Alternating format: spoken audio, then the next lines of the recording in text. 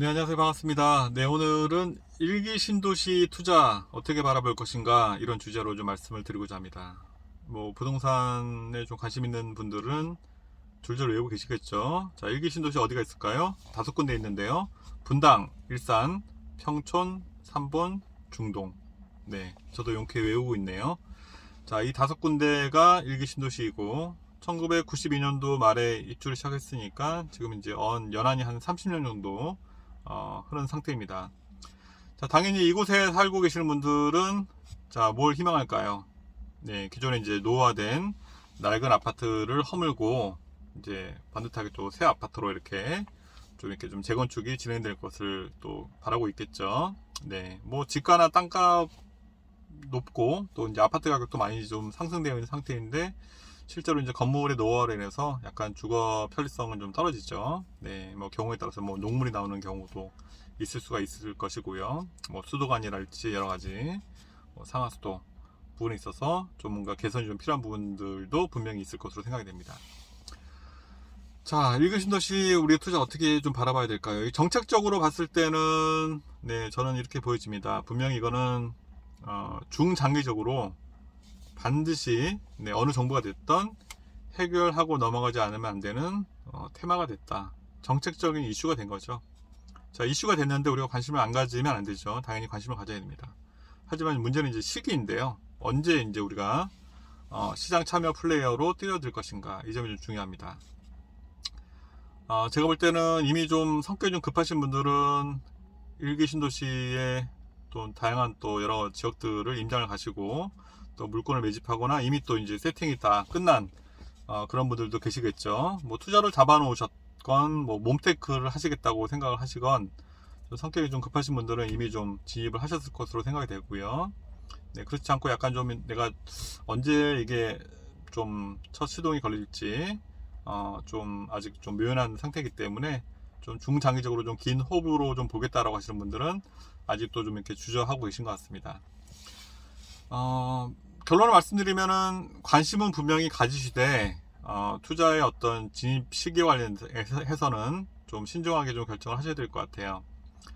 뭐 윤석열 정부도 이제 차기 정부이죠. 네, 이 일기 신도시 어떤 재건축에 대해서 많은 공약을 좀 쏟아냈기 때문에 그 윤석열 정부에서 해결이 되지 않다 하더라도 제가 볼 때는 적어도 그 다음 정부에서는 반드시 이 현안을 좀 가지고 실제적으로 좀 네, 일기 신도시의 어떤 네, 좀 변화의 바람을 좀 불어 넣어야 된다라는 것은 분명히 보입니다. 그렇다면 이제 일기 신도시 중에서 우리가 좀 관심을 가져야 될 지역은 어디일까요? 뭐 다 좋은 지역이죠. 뭐 두말하면 입이 아플 정도로 다 좋은 지역이고요. 하지만 그 중에서도 굳이 고르자고 한다면 분당, 일산, 평촌, 삼본, 중동 중에서 저는 네, 일산과 네, 분당을 좀 주목을 해보시면 좋을 것 같다라는 생각을 좀 가지고 있습니다. 왜냐하면 이 두 지역은 다른 신도시, 일기 신도시에 비해서 용적률이 좀 낮습니다. 용적률이 낮다는 건 뭐죠? 네, 그 대지에서 어쨌든 층이 좀 이렇게 좀 높지 않고 보통 이제 한 15층, 20층 이 정도 이제 높이의 어떤 아파트들인 것이죠. 다른 일기 신도시는 좀 이렇게 좀 층이 높아서 어쨌든 이렇게 좀 새로 아파트를 신축하게 되면은 좀 사업성이 약간 좀 떨어지게 되는 것입니다. 뭐 20층짜리를 허물고 35층, 40층짜리를 올라간다라고 하면은 훨씬 더 이제 수익률이 좋으니까 기존의 어떤 조합원들에게 많은 혜택이 돌아가겠죠. 네, 그런 면에 있어서 다른 네, 신도시, 일기 신도시보다는 네, 일산과 좀 분당을 좀 주목해 보시라고 말씀드리고요. 분당은 이미 너무 좋죠. 네, 정말 천당 아래 분당이라는 말이 있을 정도로 너무 좋은데 더 좋아질 수 있을 것이냐? 뭐 그렇겠죠. 더 좋아질 수 있지만 현재 제가 볼 때는 일산이 분당 집값의 한 65% 정도밖에 미치지 못하기 때문에 어떤 차익면에 있어서는 사실은 분당은 좀 더 네, 차익이 발생하는 데 있어서 좀 네, 어느 정도 좀 한계는 있을 것이라고 생각이 됐고요. 일산 쪽은 또 그만큼 많이 더 차익을 볼 수 있기 때문에 투자적인 메리트 관점에서는 일산이 상당히 좀 좋아 보입니다. 특히 또 이제 일산은 어쨌든 대공 역세권 개발과 GTX를 위시해서 이제 킨텍스 지역이 사실 지금 너무 핫하죠. 뭐 킨텍스 지역은 제가 볼 때는 지금 천장이 열려 있어요.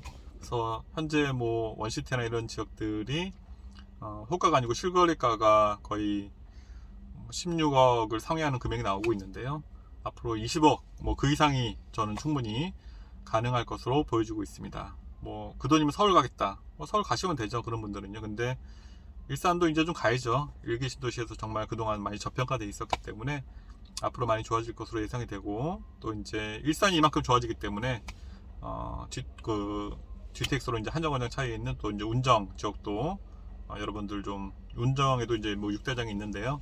뭐 오늘은 뭐 그런 주제가 아니기 때문에 그 부분은 좀 각설하고, 어쨌든 일산과 분당 중에서는 제가 볼 때는 일산이 향후에 일기 신도시 재건축 관련된 투자의 이슈 반드시 체크를 하시고, 그러니까 어떤 게 확실하게 이렇게 좀 우리가 좀 잡혀지면 그때 라도 관심을 갖고 참여하셔도 늦지 않습니다. 너무 좀 이른 시간에 입성을 하실 필요는 없고요. 몸테크도 좀 쉬운 건 아니니까요.